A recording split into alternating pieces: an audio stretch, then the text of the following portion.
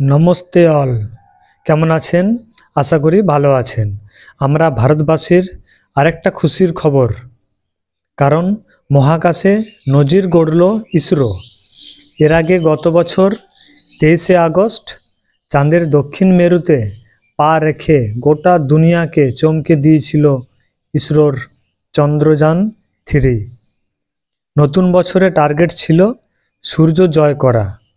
ঠিক 6ই জানুয়ারি শনিবার ফের সঠিক সময়ে ঠিক বিকেল 4টে নাগাদ সূর্যের হ্যালো অরবিটে পা রাখল সৌরযান আদিত্য L1। কোনো রকম ভুল না করেই পৌঁছে গেল ভারতের প্রথম সৌরযান।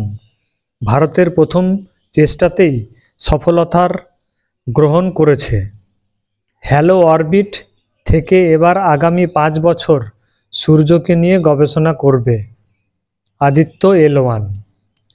চাঁদের পৃষ্ঠে যেমন অবতরণের লাইভ টেলিকাস্ট হয়েছিল, তেমন কোনো লাইভ টেলিকাস্ট সম্ভব ছিল না।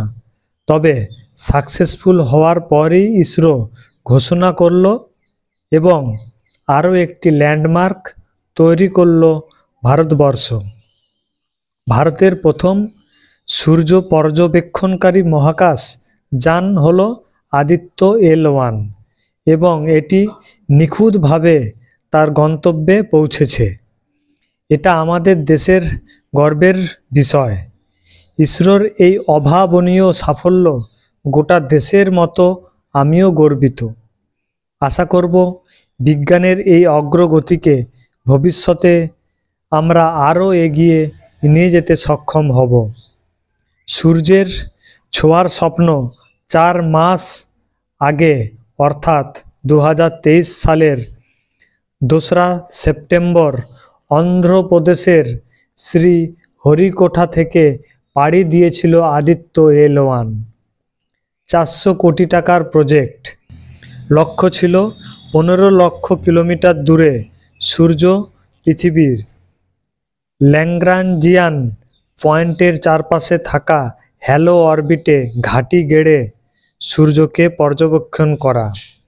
ধাপে ধাপে পৃথিবীর বাধা কাটিয়ে মহাকাশে 126 দিন কাটিয়ে অবশেষে গন্তব্যে পৌঁছালো 7টি পেলোডের সৌরযান।